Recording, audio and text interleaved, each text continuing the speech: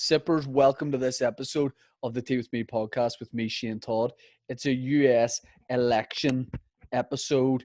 We're talking about Trump. We're talking about Joe Biden. I am bringing on a political expert, an American political expert, but it's still going to be funny, I hope. But we are going to talk a little bit of politics, find out what's going on over there with those two crazy old guys. Before we start, let me plug two things. Patreon.com/teawithmepodcast is where you can buy some bonus content. It's where we put up an extra episode of the podcast every week. Me and producer Dan, my stand-up special from last year's on it. We do a live episode every week. We do a live episode every month. Jesus Christ. And then there was a month in between where we didn't do it, but no, we are going to do it every month.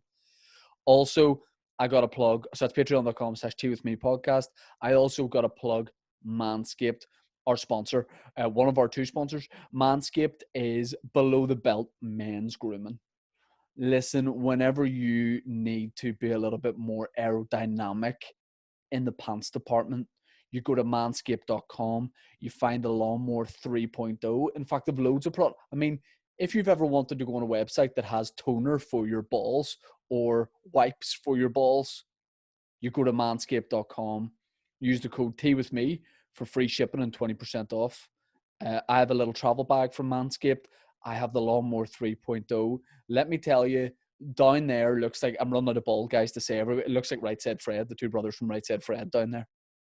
And Right Said Fred were great because they sang that song, I'm Too Sexy. And it used to say, I'm too sexy for my shirt. And that in itself, okay. And then it gets weirder in the song because then halfway through it, the guy goes, I'm too sexy for pussycat. And I enjoy that because he's a bald gay guy. So what is there not to enjoy about him being too sexy for pussycats? Anyway, go to manscaped.com. Use the code TEAWITHME for free shipping and 20% off. You know, if you're a gentleman who needs to get himself groomed down there, if you're a lady who needs to get her gentleman groomed down there because you're going to divorce him if he doesn't, go to manscaped.com. Let's crack on with the episode. I am bringing on a top US political correspondent. What does this guy not know about US politics? Let's find out. Let's make sense of this American situation. Let's see what's going on with the polls. I don't even know what a poll is. You know, it's what my uncle used to slide down for work. But here is one of the top political experts in US voting politics, Ciaran Bartlett. Ciaran, you're in Washington, is that right? Yeah. I'm hanging out the back of Connor Washington's house. Just I thought you were going to say you're hanging out the back of Connor Washington. Yeah, not quite. Yeah, but look, mate, you're one of the leading lights in political correspondence. I mean, to say that you're just an intelligent friend of mine, so I thought I'd bring you on. I think we can shoot the shit. We can talk about the American elections a little bit because sure. I have developed quite an interest in this right towards the end of it, if you know what I mean. Like, yeah. I think if I'd have followed the run-up, I would have just got tired of the whole thing. But I'm in now at the climactic moment. I've been watching documentaries. I've been reading articles online. And I don't know what your level of interest in this is, but it is good. Like, it's two grandas wanting to knock the fuck out of each other, essentially. Yeah, I mean, I think to describe me as a leading light of political discourse is amazing, really. But yeah, I think it basically is, like, as you say, two just old bastards who should be definitely more scared of coronavirus than they are. Death, just scared of death. Yeah, you know, the only thing that people their age should care about is heat. You know what I mean? Heat for the winter, like, whether there's enough coin coming in to pay for, I don't know, peat logs. But yeah, mate, it's just peat briquettes. It's been a weird time for me in terms of my interest in politics, because probably 4 years ago I was way more interested and into it, in a way of, like, I'm watching every debate, I'm watching every single thing. And this time around, I think it's obviously pandemic stuff has made me not want to watch anything too negative or too depressing. I don't know, mate, just like the last 4 years of political, 4 or 5 years of political elections and referenda have just been such a, did you notice I said referenda? I was going to pick up on two things. One being referenda, and the other, that microphone is a wee bit picky. So here, would you just fire that off? Yeah, hang on. Yeah, no worries. But yes, I mean, if we don't learn anything over the next hour about the US elections, but we do know that the plural for referendum is referenda, then I think it's been a worthwhile podcast for people to listen to. Yeah. Yes, let me ask you to briefly describe that to me, because I remember going to bed for the before the last election, and going to bed thinking, oh, and in the morning when I wake up, I'll watch like BBC Breakfast, and it'll say Hillary Clinton's won, because when I went to bed, all the coverage was basically like, here, you can hit the scratcher now because your girl Hillary's in. Don't worry about it. Just hit the hay and it'll be fine. And then I woke up and Donnie was there on the screen, just like, you should have waited up while you were sleeping. I became president. That's what he did. He did something shifty when everyone was asleep. The first reason why you went to bed and woke up thinking he was going to lose and he won was because the exit polls made just everybody, like, more people were saying they voted for Hillary, right? But in the counting of those polls and in the making of some polls leading up to the election that said Hillary was going to win, they hadn't properly polled people without a college degree. They hadn't counted all those votes properly. Then the second reason for it is the Electoral College system. So in the Westminster elections, we have the first past the post system, right? So do you know the way somewhere like, think of a constituency like there's one MP there's one MP, say, for every constituency, right? Right. And it's whichever party wins the most constituencies, the leader of that party will become the prime minister, essentially, right? Okay, yeah, I get that. If they have a majority of the seats. So that's how it works here. If you think about somewhere like our assembly elections, there might be more MLAs for somewhere like West Belfast or South Belfast than there are for a different constituency that has fewer people living in it. So I get you. In America, they kind of use that sort of system where states that have more people in them return more people to the Congress, so to the House of Representatives and to the Senate. And so each state is given a certain number of electoral college votes. So say Donald Trump wins Texas, there's 38 electoral college votes for Texas. So that's worth more than winning somewhere like New Hampshire, which has 4. Delaware. Right.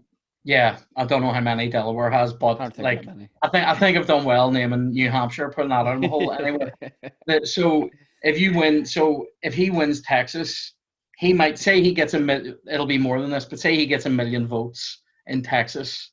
That might be that, and that wins. That means he's got 1 million votes there, but he gets 38 electoral college points. He needs 270 electoral college votes to get into the White House again. So say he wins Texas with 1 million votes, you could win New Hampshire with 100,000 votes. Yep, get you. Do you know what I mean? So say somebody wins 9 smaller states, which adds up to 40 electoral college votes, but they've maybe only needed 500,000 actual voters to get that.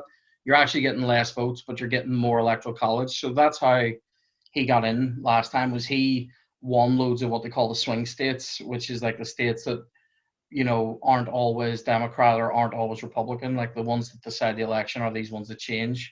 So like states like Ohio, Iowa, Florida, Georgia, they change. So he won a lot of those last time convincingly, but now in polls that are probably more accurate now, Joe Biden is either winning them or he's losing by a lot less.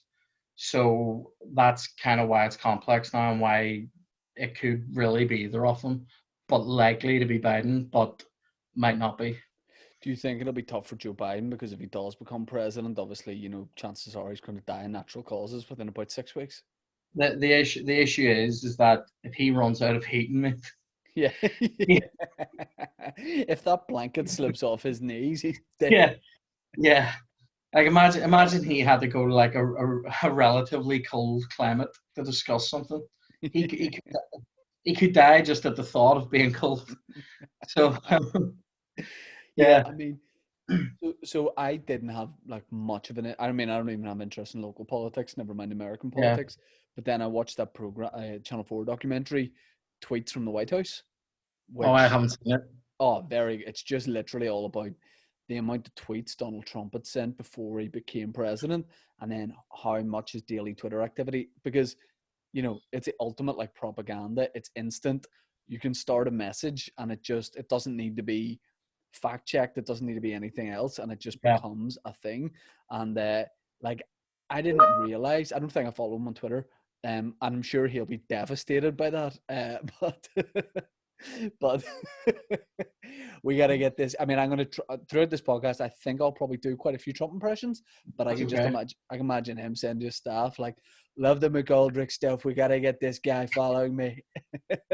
Not a bad impression, to be fair. Nah, I can do better, but it just seems like his tweets are not what you would expect from the president. They're not what you would expect from a person. It is. He's not very presidential in the traditional sense, but it's a weird one because sometimes what happens is when people want to talk about this kind of thing, they end up focusing on things that they don't like about him or that they presume they don't like about his voters.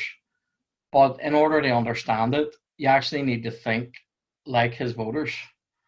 Do you know what I mean? Like, why are so many people voting for him? They can't all be racist, sexist assholes. Yeah, no, definitely. Some of them are reasonable people. I mean, look at it. This isn't me advocating, by the way, for him because I can't stand him and I don't agree with his politics.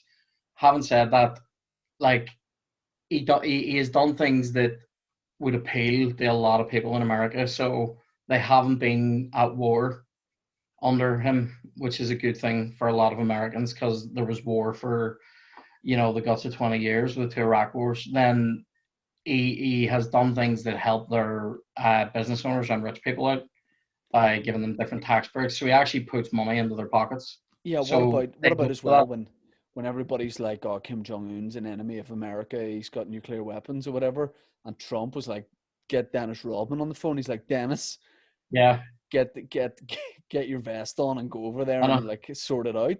And then I know you're doing that Netflix documentary, but can you jump over to Korea and party with this guy?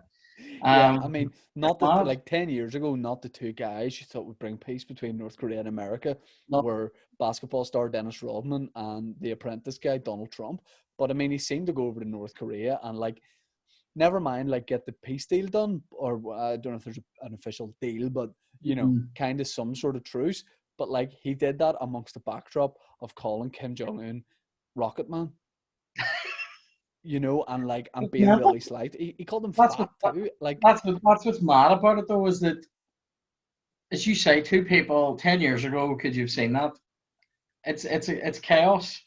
Like I don't think he's good for the world, and I don't think Boris Johnson is good for the world. I think having people like that in power gives license to assholes in everyday life to keep doing what they're doing and not be questioned, because nobody questions these people. Apparently, I read this earlier that apparently Boris Johnson ruffles his hair before he goes on camera.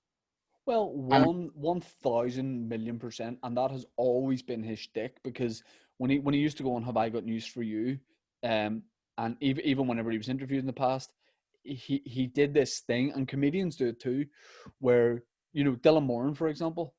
That's exactly who I thought of. That's weird. Well, maybe not when think that we both do stand up. He goes on with his hair ruffled, with a glass of red wine, and goes on and pretends to be like a drunk guy talking gibberish that actually is funny and makes sense. And I've spoke to so many people who go, "That's amazing that he does that when he's drunk and he's making it up." And I'm like, no. The whole act is you think he's this disheveled guy drunk. I was like, guarantee you he's not drunk on stage, and that might not even be real why, I don't know, but but when you see Boris Johnson going on and talking like that, Well, you know, when he's given these briefs that he doesn't talk like that. So Yeah. so that's an act. The act is he's this foppish kind of lovable Like agent. a buffoon, like a lovable buffoon. Yeah. Exactly. But it's depressing. I mean, the scary thing for me is that, 20 years ago, you know, like politicians were trying to help poor kids and footballers were assholes, and now it's the other way around. Like it's weird. It's weird. People have slagged footballers for so long, and I have to say, like, I've grown up idolizing Premier League footballers, like, you know what I mean, and never becoming anything like one. But I idolized so many of the Premier League players when I was a kid, and I still do. I mean, it's weird to say I look up to somebody like Marcus Rashford and go, Of that course. guy's 20. Was he 22, making a difference in the world? And you go, he gets shit on, and players get shit on for the money they make. And I always think, like, you know, they're filling, usually outside of the pandemic, they're filling a stadium every week. Of course, they should be getting some of that money. Do you They're know what I mean? film, So but their salary is, and it's not even when people bring like the NHS and nurses in. I mean, look, yeah, in an ideal world, doctors, like, nurses and doctors and anyone who works for the yeah, NHS should be earning mega bucks, right? yeah, But that isn't the way it is.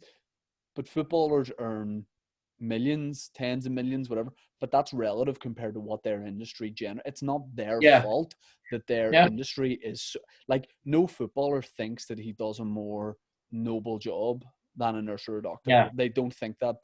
All yeah. footballers are aware that they play a sport, they entertain people, and Just like, hate when people. Yeah, I totally agree with you. I hate when people say stuff like, "Oh, politicians do deserve a pay rise. Should be taking this money off footballers." And I'm like, no, politicians are getting paid public money and they fucking squander it. Whereas if you don't like a footballer, you don't pay for any sports subscriptions. Don't go to the matches. That's how they live and die, is on people actually going as a private transaction and giving them their own money. That's how it works. But like seeing somebody like Rashford doing what he's doing on and off the pitch at the same time, and can't even get a reply to a letter from Boris Johnson, or Matt Hancock, the health secretary, is literally getting shit on by all the other politicians because he's not answering any questions or answering their letters. It's just a weird time, and so with all that in mind, I've just been sort of following things mostly on Twitter yeah. and reading some articles. But of generally, it's weird. My trust in a lot of news sources has diminished greatly in the last 5 years, and I I don't know. I I just watch it less and less. I don't think mine has, because not any more so than it was, because Mhm. like I know your like degree background is in the history of print journalism and the history of journalism, and I think I've always grown up thinking, well, any news source, any newspaper I read, any TV channel I watch, there's an agenda from the owners of that station, that channel, from even the journalists who work there. There has Yeah, to be, because no one is really, well, there are very, very few people that really are down the line on like completely yeah, down the middle on politics. Like I it's different. Like if I say, when it comes to orange and green in this country, when it comes to all that kind of stuff, I genuinely do not have an opinion on it. Like, people will say that, yeah, but then, you give them like whiskey. Some people, like, whiskey unlocks everything. Like, some guy will be like, mate, I'm down the middle. I honestly don't care about that stuff. And he has a nip of whiskey, and then he's like, but listen, he's like, come here. The thing yeah, though about the British, and you're like, mate, what are you yeah. doing? What Hand are you around the back of your neck, coercively. You don't know if he's gonna snog you or ask you to join the IRA. Look, yeah. Yeah. All right, ideally both. But yeah, I mean, I do. Or do we just buy into this thing that the popular opinion, I think, is people are more disengaged from politics now than they have ever been from news, from all that. But is this a what would you say, something that's happened before, and it just comes in swings and roundabouts, this Yeah, complete distrust of news and I think it newspapers does. and I think it does go swings and roundabouts. I don't know about it in journalistic terms if it's that. I think politically it is. I think there's there's usually a swing towards an extreme in politics when there's shit financial circumstances. So going back to 2008, the housing crash, labor and all that kind of get turfed out, and what do you call them? The Conservatives come in. They've been in for since around that time. In the aftermath of the housing crash. So there's a swing towards more conservative politics and some extreme fringes within that then. So you had like UKIP doing well at that time, or at least being very loud and well represented on TV, even if they didn't do well in elections per se. So that has happened, and that happened in other countries too in the last 10 years. And I think it's because it has happened in a lot of European countries and in America that's why, I don't know, it becomes to me like relentlessly sort of glib and grim, you know what I mean? Where, there's just like like if you watch something like The Class of '92, and I know they're like northern guys and they're talking about like Manchester in the 90s, but they're talking about that sort of sense of hope that there was in the 90s, and that it was a young person's world and young people could do things and all that kind of stuff. I feel like we experienced that to a certain extent here in Belfast, like in around that same time. You had the peace deal, and then the next few years after that, there was just more optimism. Yeah, and I feel like that optimism has just been eroded like hard in the last 10 years. So it can just be a bit rare. Like, but I mean, hopefully, for me, hopefully, there's a change of politics over there, which will then be followed hopefully again by a change in politics here. One of the big things of that documentary of Tweets from the White House was as soon as Trump almost coined that phrase fake news, as soon as he just tweeted those two words, then that became that shift then from that phrase become used in popular culture, that then dismisses anything and everything. And one of the things I I am not I'm not really, especially when it comes to politics, a deep thinker, but I definitely see trends, and I see I can definitely say, oh, this person would be from the left, this person would be from the right. And for people who talk so much about fake news, and I get that there is definitely fake news is a thing. It's not a thing everywhere across the board. Not every news story from mainstream press is fake news. But when you see people I know, people I'm friends with on Facebook that aren't journalists, aren't performers, have never expressed political tendencies before, I see them post a lot of right-wing stuff, a lot of pro-Trump stuff, especially in Northern Ireland, a lot of pro-Trump stuff. And these people's whole thing is fake news. It's fake news. But the sheer amount of posts that I see getting removed for fact checking, is crazy. It's like it's all about fake news. Then I see these people post stuff up about a quote that's maybe attributed to Joe Biden or anyone who's not right wing, and Facebook take it down and say, this is not true because this person didn't say this. Then the person underneath is like, oh yeah, who cares? The point's still the same. And I'm like, if your whole agenda is there's fake news out there, and you are sharing that fake news and basing your opinions on it, then how do you not see the hypocrisy? And then there's so much about the left-wing stuff that annoys me too. It's almost like, Ciaran, it's almost like the sweet spot is somewhere in the middle. It's almost like you can look at each thing individually and go, I agree with that, I don't agree with that, as opposed to going, I'll only agree with stuff if it falls in line with this or that. Yeah, definitely a more. And that's why I'm joining the Alliance Party. But that's it, mate. That grey, the grey area and being comfortable in shades of grey is so important. But everybody prefers to see things now in black and white and simplified things, and things are pushed towards the edges to make things more extreme. I mean, even that's like stuff like clickbait and everything like that. Where Sky Sports are famous for it, for doing their heated debate videos, and where the titles of the videos are just like Yeah. nonsense. Two pundits, no one was heated. They're just talking about, how shit United are this season or something like, and it's just like it's all stuff like that where people just want. It's all to sell content, because they just want the most extreme, the most extreme forms of stuff, and they want it to agree. And that's one issue with social media in a way, was during like the last Westminster elections, and definitely around Brexit, around the referendum, was, I mean, again, whenever I went to bed on those two nights, I was going, well, there's not going to be Brexit, and Jeremy Corbyn might actually get in here.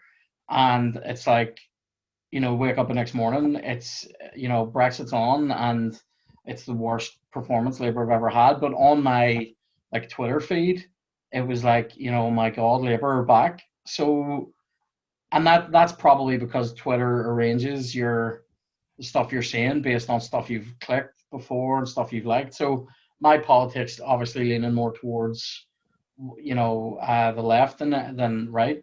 But again, being sort of generally in the middle and over towards the left.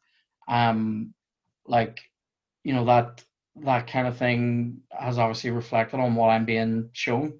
But then that's dangerous, because that means I'm totally shocked whenever, the results come in. You go, Jesus, like, how did that even happen, whenever everything I was telling me was the opposite? So it's a kind of weird, I don't know. Do you think it's fair to say that? Do you think it's fair to say that there isn't really? And again, I might get murdered in the comments for this, right? But I'm prefixing this with, I don't fully understand what a lot of I'm saying is, so I'm not approaching this like, I joke about, oh, you're a political expert and stuff. We're obviously just I'm not. talking. Yeah, we're talking shit here. My point is it fair to say that there is no such thing really as like that? Well, people like me and you, I think, that genuinely are in the middle and look at each thing individually. That's like the left now. So the middle is now the left, because that is a liberal attitude, surely, of It is liberal. It's becoming more like the middle, I think. That is like more that sort of liberalism is becoming, to me, more like the middle, because the extremes on the right and the extremes on the left are getting so far out. So like, you have yeah. people that are extremely leftist, who I mean, I can't agree with the stuff they're arguing for, the things that But they're they right. want. Is this a stupid sentence that a lot of people are so far left that they are right? Because the left has to be Yeah. about, about free speech, about you think But if about you like, start, yeah, but if you start imposing laws about words people are supposed to use for things, then that is, to me, that is fascism. So, but it reminds me maybe edit that comment out so I don't get murdered. it reminds me of politics here, in that what I think in my and I can't I was about to say like my, like, I don't mean narrow mind, I mean like small mind. Is that, and that is proof that I don't even know the phrase to say that I'm not really that intelligent, right? Because, look at me, like, I've great, like, I'm okay with it, because like I've great hair, but Yeah, I wouldn't say I'm very smart, right? So what I mean is, I hate politics here, but controversial opinion, I know it is, but yeah, so yeah, people have to, you're so fixed to an opinion if you're one side or the other here, not left and right, if you're orange or green. yeah, You have to, your opinion has to fall in line with all this like historic stuff, right? So you can't yeah, go, you can't go even on one issue. You can't be like, actually, so say you're a Sinn Féin voter, you can't say, actually, the DUP are behind this thing. I actually do agree with that. You can't, but that comes to the detriment of the people who vote for you at times and all that. Like, yeah, and that is kind of the left and right thing of, no one on the left is able to go, or very few people, I don't see them anyway, is able to be like, listen, I have this opinion that doesn't fall in line with other people here, but it's just an opinion. Like, there's no room for maneuver Yeah. on any side, and that's like, the chats I enjoy having with friends are like, not everyone's going to think the same on stuff, and like Yeah. I think a big problem, sometimes you're almost scared to bring something up because you don't know a lot about it, but maybe you want to ask or you want to learn about it. Yeah. So, but people are like, you can't say that. You can't even discuss this. And I'm like, Yeah. but I want to learn more about it. It's not ignorant to not know about something. It's ignorant to not want to learn about it. Yeah, exactly. I agree. Yeah, there are topics that are like that are hard to even ask questions about. And when you do, people get very uncomfortable. My favorite conversations I have about politics are when you're in England and somebody you don't know hears your accent and starts talking to you about Northern Ireland. I love that. Yeah, I mean, people are very quick to say, genuinely, the sentence said so much whenever I'm in different parts of England or the UK is, oh yeah, Belfast, it's all like bombs and guns over there. And I think this became a thing where people would always say, oh, everyone there has a gun under their pillow. And you're like, what the fuck are you talking about? Why would I keep a gun under my pillow? I'm going to roll on that in the night. I'm going to get a crick in my neck. I keep it under my bed, you fucking pervert.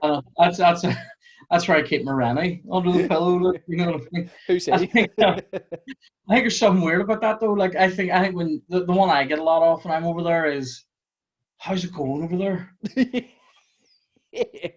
Like it's cold mostly. It rains a lot. You know what I mean? Yeah. There's as many dicks as there are assholes. Do you know what I mean? But there's a lot of sound people too. Like, Yeah, you know, I think that's the official tourist board slogan. yeah, dicks and assholes sound people too. Yeah.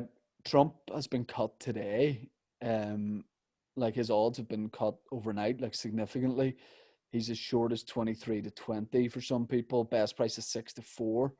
And Biden's odds have apparently drifted from 8-15 to 8-13 in places. Meaning his implied chances fallen by more than 3%, according to bookmakers. Yeah, I mean, I would love to be one of these guys who stays up for the election, but then again, I'm a 32-year-old guy, and Yeah. I like to sleep, and I have a baby, and I don't think that, like, the last thing I used to stay up for was like WrestleMania. I would have done that. Yeah. In the early noughties. I've done some UFC fights I've stayed up for, and it's brutal. Like, Is there anything 3 weeks to recover? Is there anything worse than staying up for a UFC fight that ends in like 20 seconds, and you're like that anyway, and then you blink and actually miss it happening? You're better. But do you know what I hate though? When you don't do that and you try to not be contacted about it or not read anything. And then, like, you chat to somebody before you watch it the next day, and they ring you and go, "Oh, did you see McGregor compete?" And you're like, "Yeah." You open your curtains in the morning, the window cleaners there through the glass. The loss, mate. Yeah. Yeah. I mean, the thing that I always think, and I make jokes, obviously, quite a lot about, why do people in like Northern Ireland talk so much about the US elections? Like, let's focus on our own stuff, and it doesn't affect us in any way. But then again, it does, because like I enjoy going to America, like, I don't know, 4 or 5 times a year. I like going performing out there. I like spending time there, and I think that the next time I go back, I'll probably go back to a very different America than when I went there before, because people talk a lot about the stereotype of rude Americans, ignorant Americans, of all the dumb Americans. Yeah. Some people you meet in America, like, it's almost like there's bad people everywhere you go and there's good people everywhere you go. Yeah, but for the most part, when I'm in America, especially out of like out of big cities and stuff, the nicest people. I would say out of LA and out of and even in LA there was nice people. Out of LA and out of New York, everybody pretty much I met was sound. Yeah, and the main thing there is that like people that are rude to you there or short with you or customer service and stuff, no one in New York and LA is really from New York and LA, so they're not actually the people. You know what I mean? It's the people that you connect with that you find are really, really nice. But it's like that in London too. Like, you go to London, people, people are kind of short with you because they serve another 200 people in the next hour. Like, do you know what I mean? So it's sheer the sheer volume of like people there just makes it a bit weird. I don't know about LA. Like, I think there's great things about it, but I don't know about like. I like it. I mean, it's totally those false. states It's false. It's plastic. The sun's out. You know, nowhere am I more in my element than Yeah. LA, where everybody's fake. Everybody's walking about in vests with shorts on that are far too short, just having smoothies. That LA is 100% me in my natural environment. I yeah, I mean, I've seen so much on social media of friends that live in America saying, you know, if Trump gets back in, I'm leaving. That's it. I'm leaving. But has anyone ever left based on something like The that? only person I know who actually went, if this happens, I'm leaving, and left, and I say I know them, was John Cleese. I know he left Britain when Brexit got voted for. He just was like, I'm not all this shit anymore, and he like lives on some island. But again, that probably suits him, you know, tax wise as For a well. second there, when you said some island, for a second I heard that as Somalia, and I was like, that is a rash decision for Cleese to be living in Somalia. You know, starving people, famine, civil war, and he's there trying to flog faulty Tourist deputies. doing the walk, you know, up and down. I love that. He's just moved over there. Don't mind this waiter. He's from Mogadishu. Yeah, I know I I'm mean, from Somalia. maybe he just likes, you know, explorers and stuff, and he's keen to find out what the pirates over there are up to. Good guys. I mean, there is something like. Sorry, have you seen Captain Phillips? Have you? Yes. About the Somali Play pirates. for Sunderland. Oh. About the Somali pirates, of course I have. And what I like that Somalis are just still really into being pirates. Like everywhere else, a couple of 100 years ago was kind of like we don't really do this out, like, yeah. And yeah. they're like, nah, we still like all that stuff. Like I'd like them to commit more. Like why do they not like have the big hats and, you know, a couple eye patches? I would like them to be, you know, I don't like that they are being pirates, but they're wearing Air Max, you know, they're wearing Yeezys. Yeah, I don't like that part of it. If you're gonna be a pirate, commit to it. Chop your leg off. Get like a wooden stump, you know, glued on. Yeah. Go out, match. Get the plank on your ship. None of this AK-47 and an alley. No, it's cheating. It's cheating. It's gotta be canon. Although, what other old timey activities should still be around? Like, you know what I mean? I think it would be quite good to put like, you know, like minor criminals, like shoplifters and stuff, like put them in stocks or something. Flogging. What's that when someone gets flogged? Flogging is when they like, some countries still do this, to be fair, where they would like they tie you to a pillar and like literally whip the shit out of you. Like, I thought, okay, my mistake. I thought that was something a lot more lighthearted. Like I thought if you were like flogged in public, it was like, you know, a comic relief type thing. Like you off a bit.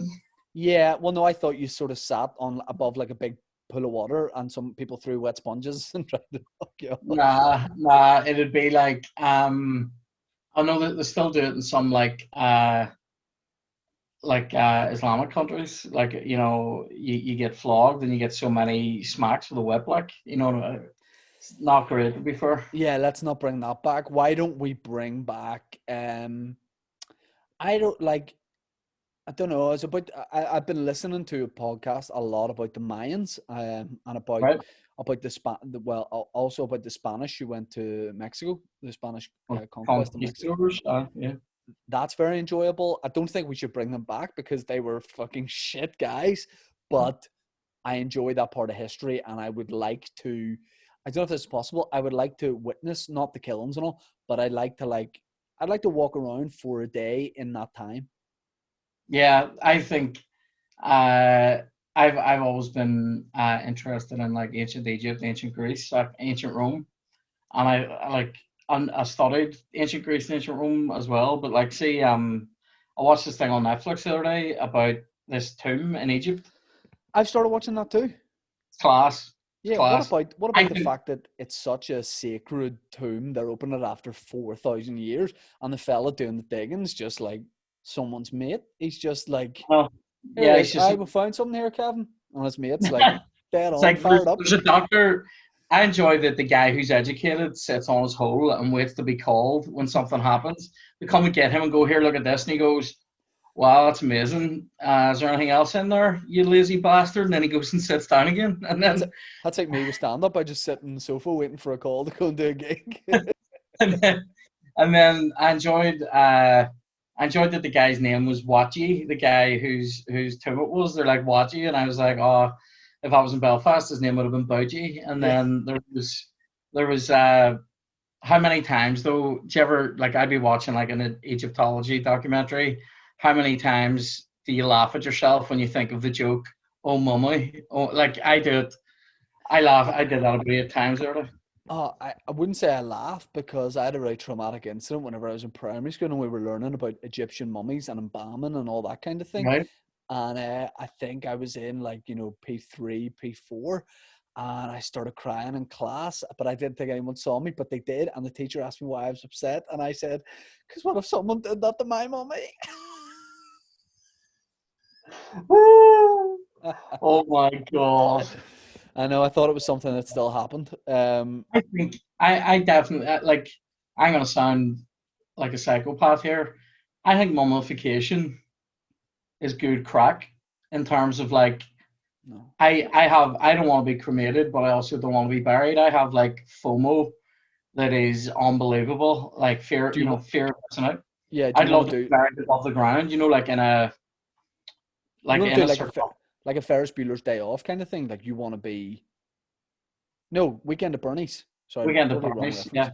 I So would you love to do a Ferris Bueller's Day Off thing though. I used to do that a lot, just call it fake go on the seconds. beak. Yeah. Ferris Bueller's Day on the beak.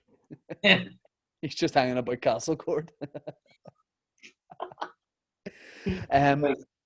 Look, I don't know. I just look like I'm a good guesser, right? I'm very good at like guessing stuff, and I'm very Right. good at just like sometimes I'm wrong, and a lot of times I don't get it right, but I'm very good at just going, I have a feeling that this thing's going to happen. Like a lot of the time, I'll watch a football match on TV, and I don't gamble or bet, so I'll call it though Yeah. in the house, and I'll go, this could be 2-1 or 3-0 or Yeah. 5-4. And then it will be on a lot of other scores, and it always is one of the scores. Yeah. If I put my hand on my heart, I think, and guess what? Do you know what my resting heart rate is? Well, 46. that's class. Isn't that Well, great? it's bordering on too low, but Or it's is it good for just now too while I'm low? alive. Yeah, that's great. Mine is probably about double that because I am a man of girth. So that's great. I have That's the what it's rest of gonna. the heart rate of an Olympic sprinter at work, That's what it's gonna say on your tomb in West Belfast. Here Yeah. lies Ciaran Bartlett, man of girth, or not here lies, Yeah. here stands, because you want to keep standing up. Yeah. I think here's what's going to happen. I think Biden's going to win. I think Trumpy is going to go, because he's already said this. Trump's basically said, here, if I don't win the election, I'm staying here. He's like, I'm probably just going to still be president. I think that will happen because of the mail-in vote thing.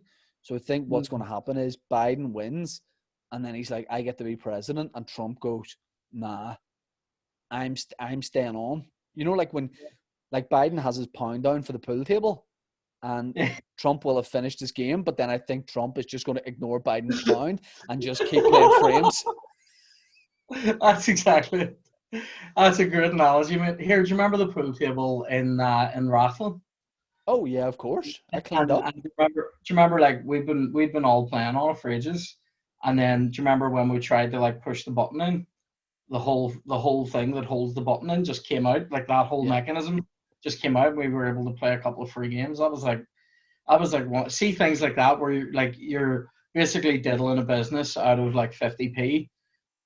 Those are like some of the greatest moments in my life, but only when it happens in a way that you didn't actually actively mean it to happen.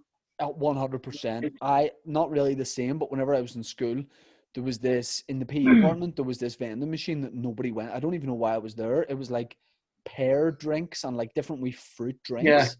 But there was like a Coke machine, so we just went and got Coke and Fanta and all that.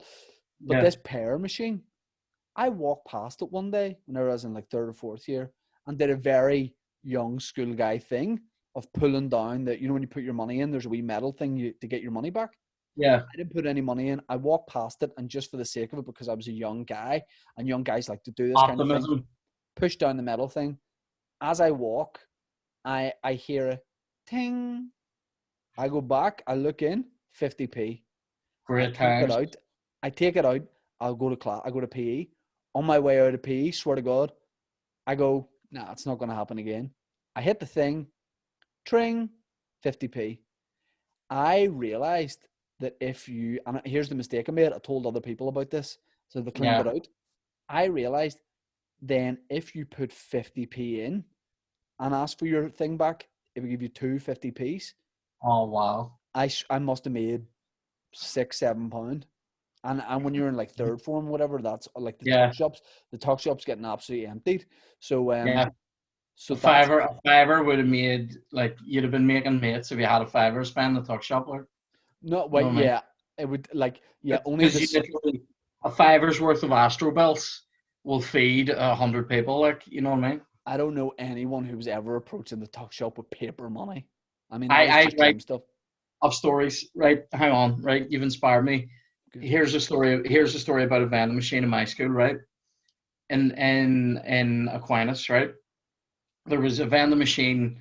There was a chocolate bar vending machine and a Coke machine outside the assembly hall, and the same on the other side at the gym. This is Yep. in the old school building, and the ones at the gym were just like a bit older and a bit shitter. And anyway, the Coke machine there, it did a thing on the last lilt, right? And if there was 2 tins of lilt left and you went to get a tin of lilt, you got nothing. But then if you were the next person after that person, Yeah. you got both, right? Yeah. So the key thing to do was to hit that up after you'd seen somebody raging out at the machine. Quickly run over, get yourself that double lilt. Oh my God, right? And then the other story, paper money. There was a guy in my year at school, I won't name him, who used to come in with a fiver. He used to get a fiver every day. And I was going, Hey, who's his dad? Bill Gates? I know, I'm going, I was 25 noop a week, right? I'm getting handed, like, you know, I used to get my mum used to give me like the last like 15 quid, the family allowance or whatever was my, that's your boss money and pocket money and everything. I got a quid. My 15 quid did me for the week, but that was, like I say, my boss was like, it probably worked out that I had about 150 a day left over, right? Because the boss was a couple Decent. of great times, But right? can I just say, did interrupt for 1 second, because I have a lot of people who listen to this podcast that are a lot younger than us. They're probably thinking 150. Well, that's going to get you like a can of Coke and a chocolate bar. No. Back whenever you and I were at school, a can of Coke was about 35p, and chocolate bars were 30, maybe a wee bit 30, more. 30, 40p, yeah. So I mean, I definitely would have been able to get 2 drinks and like a bounty or something, or 2 drinks and a gallon of caramel. Yeah. And then maybe make it up with some penny chews and stuff, but continue. Yeah, I would have got I used to get chewing gum every morning as well. You're wasting money. You're an idiot. I'm sorry. But I never wanted, I was very conscious that I never wanted to have breath at school. It was just one of those things. People are just gonna go, "Oh, your breath." Yeah, I went to an all-boys school, so I didn't care. But you couldn't. You'd have got slagged. The shit would have been ripped out of you in our school flat. Yeah. But this guy used to come in with a fiver, and he literally used to like try to use that money to like get friends. He was a feeder. That's what he was. He was a feeder. I love that. Like he just had a wee trough, beckoning you over. Just stick your head. He'd sort of be like, I'll say, I'm going to the tuck shop here. Does anybody want Astro Pulse? You'd be like, "I give me 50 off them out of your." You know what I mean? Yeah. Astro Pulse were fucking amazing. We didn't actually have a proper tuck shop though. The whole time, we I think it started when I was in about second or third year, like raise money for a trip to America for some kids, and then they kept it on for like a year, and then it stopped, which was devastating. We had a guy. There was a guy who ran our tuck shop, and then one day he fell over, and then he just fell, but like badly. And I remember it was just like the tuck shop was looted. Like he fell and he hadn't even hit the ground, and people were just whatever they could grab. And then Oh shit! He fell over, and then when he was hurt, people like there was a run on the tuck shop. Oh my god! well, mate. no, it was like anyone who was already in the queue was reaching over to be like, "You all right, mate?" No, and then like, but at the Yeah. same time taking strawberry laces and All stuff. And right, to be mate. fair, I was one of them. I'm taking every flying saucer you've got. Yeah. I didn't like. See, I think you're a flair guy in terms of tuck shop. Like I'm sustenance. Like I'm getting myself a Mars bar. I'm getting myself like McCoy's. I'm looking for stuff that's going to last me a little bit longer during the day. Because I was taking every day. I'm taking in like looking back on it now, horrific. But at the time, you think it's fine. A ham sandwich every day. I would need. You can pay me to eat ham, all right? So I made a ham sandwich, a petit faloo. And also, one petit faloo was done in one scoop. If you're a bit, I enjoy that you call it a pity faloo. yeah. Well, what is it called? Petit. Petty, but it just makes me laugh that a pity faloo is what I would call it if I was sitting eating 6 of them by myself. You know what I mean? Like, A petit faloo party. I would yeah. have a ham sandwich, a petit faloo, a drink like a fruit shoot or something, and then a biscuit out of the biscuit tin. Looking back, that was lazy. Talk to me about the best biscuits out of the biscuit tin.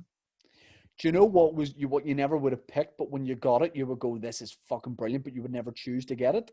What? A gold biscuit. A gold bar? That's How excited did you get?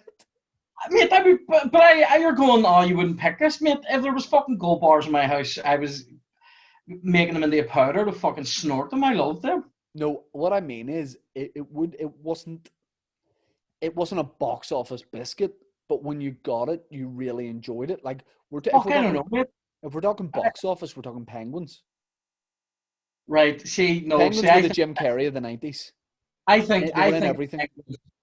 I think Penguins are like a squad player of a biscuit, whereas like a gold bar is like Henrik Larsson coming to United. You know what I mean? Like somebody comes in, does the job, but you don't always see it. Don't get me wrong. I thought you were going to say. Go ahead. I thought you were going to say, like I thought you, just the way you were talking, I thought you were going to say like a biscuit that you never choose, but like if you get it, you're like, actually, these are great. Do you remember those ones? And they were like, they look like a normal biscuit, but they've got like a wee bit of sugar on the top of them, and they'll have like raisins in them. It's a real granny biscuit. Oh, yeah. I know exactly what you're talking about now. They're like Go Ahead or something. I remember them. I didn't. I didn't love the name of that. I didn't really fuck with it whenever I was a kid, but I just love the name of that. Go Ahead. It's like somebody going, "Go ahead, be a fat cunt." You know what I mean? Don't get me wrong. If a penguin doesn't come with a joke on it, no, you're not selling. There, a penguin on it. Like if I was sent it, if for some reason, if my mum and dad were sick and took the penguin out of the wrapper and gave it to me in its own little sandwich bag, I never would have went home. But because the penguin had the joke, you liked it.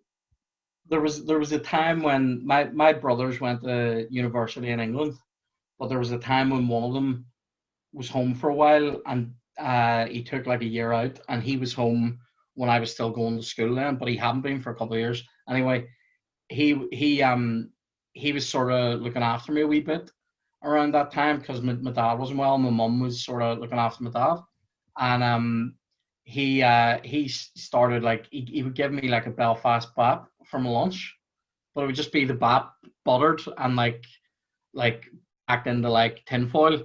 Actually, a great lunch, right? You know what I mean? 100%. Heavy. I've no problem with that. One time he shouts up to me in the morning, "Here, I've left you a bap there and a couple of Kit Kats. I'll see you later." And I was like, "That's a fucking great time." And he left. I come down the stairs. I look around. I just see the bap, no Kit Kats. Stick it into my bag. I'm away. Right. Lunchtime comes around. Buy it into the bap, and he'd put my Kit Kats into the bap, still wrapped. And I like bit through the paper and the tinfoil. Why would he do that? Just because he's a dick. Like he did it thinking he was being funny. Do you know what? When it came out, speaking of Kit Kats, right? And obviously we're talking about this because this is the US election special. Speaking of Kit Kats, see whenever because Kit Kat were just doing Kit Kats, and everyone's like, okay, you can do the 2-finger or the 4-finger wide Kit Kat. That's fine. The chunky. Yeah. What I'm saying is when the chunky came out, I think a lot of people doubted the concept of the chunky. Oh, we're just doing one big Kit Kat finger. Everyone's like, oh, it sounds shit. And then what I think they did was they really reinforced the actual solid chocolate bits of it. Yeah, it did. And I honestly think the Kit Kat Chunky is one of the best bars of the 21st century. It is. It is. What is your Simple as favorite? that. My favorite. If I was going to buy a chocolate bar, funnily enough, I don't do it very often. I'm a crisp guy. So I to say you're a Christian. I'm a born again crisp guy, and I prefer a crisp or a savory snack to a sweet one. Having said that, for me, the Wisp of Gold stands head and shoulders Oh above everything yeah, else. yeah. Right. Here's the thing. I'm not a dairy guy, right? Yeah, So I haven't bought a chocolate bar in probably about 6 years, yeah, and I strictly don't have chocolate. But if I was like, fuck it, I'm having now because we've mentioned it, I'd have a Kit Kat Chunky and I put it in the fridge. Oh, But some people like chocolate out of the fridge. I love it I out don't of the mind. fridge. I don't mind. But here's what if you're offering me anything, I'm gonna bend the rules a bit, and I would go back to. Do you remember when Dairy Milk caramels used to have the wee bunny on the bar and they were yellow Yeah, balls? yeah. Is it because you fancied the bunny? Yep. She was She confused a lot of boys. she was confused, and I'm confused trying to describe her now. One time Yeah, I was at a family wedding in Glasgow and we stayed in this place called the Thistle Hotel. And yeah. I went down to use the swimming pool and the guy working there was like, do you want a chocolate bar? And I was like, do I have to suck your dick? And he goes, no, we do Because it free. totally will with caramel. Yeah, but it was Boost. Remember Boost bar? But it was a Boost Guarana or something, or Guyana. It was like Boost with wee bits of a Boost chocolate bar, and inside the bar were like wee bits of biscuit, wee tiny Weird. bits of biscuit, and it was honestly it was a green bar. Let me Google it. It was one of the best chocolate bars I ever had. Here's a very little known story about Boost me. Guarana. I choked on a Boost one time and it nearly killed me. So I have never had one again. I think I've only ever had one Boost in my entire life. But I And it think it'll nearly be killed me. okay. I don't think it was the Boost that. It was a malignant presence within the Boost, mate. I bit into it, and when I went to swallow it, part of it just went down the wrong way and like nearly killed me. So I've never had another one. That's like. What a fat boy's story that is as well. I choked on a Boost. Do you know I what mean, if you had died, what a way to go. I mean? Right. So let's finish by talking a little bit quickly about Trumpy. So what's your feeling on this? How do you think it's going to go, and how do you think it's the aftermath is going to play out? I hope he loses for the good of the planet. But I don't know. I think he will lose. That is what I think will happen based on stuff that I've been reading. Having said that, I read a lot of stuff last time and it misled me. So I'm very on the fence about what is going to happen. But I hope either way that whatever happens, that they kind of realize whoever wins realizes the responsibility of actually being more presidential than he has been in the last few years, and the fact that yes, when you win an election, you are defeating somebody and you're defeating their voters in a way, but you still got to represent those people. I mean, I don't think he's done a good job of representing people who didn't vote for him. So that's what I hope happens. That whoever wins will do a better job. But it's weird. Politics there is weird. I think Politics he's going to here, win. it's so bad. You think he will win? I think he will win because this is a feeling based on nothing. It was all like Biden's got it, Biden's ahead in the polls, and it feels like the worst time for Trump to just have this momentum coming into the final day. I think there might be some people that were on the fence or some Trump voters that were going to vote for Biden are maybe going to watch that oh, he's now got all this momentum, and maybe they'll just subconsciously go, let's just go with this flow, this momentum here. Yeah. So I don't know, but either way, I think it's going to be interesting. I think it's going to be very, very interesting. Yeah, And I'm gonna watch some stuff tonight, and then I'm not staying up, and I'll watch some stuff in the morning, and hopefully yeah. get a picture on it, and hopefully it's a more positive one than what it was last time. Yeah, all right, bro. I got a pee so bad. So I'm gonna wrap Okay. this up. But you and I were chatting. All I'm gonna say to listeners is if stand-up gigs come back in December around Christmas time, I'm gonna put a load of shows on, probably in the Limelight, and someone else on the Zoom might be joining me for some shows. That's all I'm saying, because we talked on the live podcast you joined us for about maybe getting back into performing. Yeah. So there you go. All right, I'm gonna go pee. Thank you very much. Right. Cheers, mate. Have a Cheers, good guys. week. Thanks. See ya. Bye. Bye.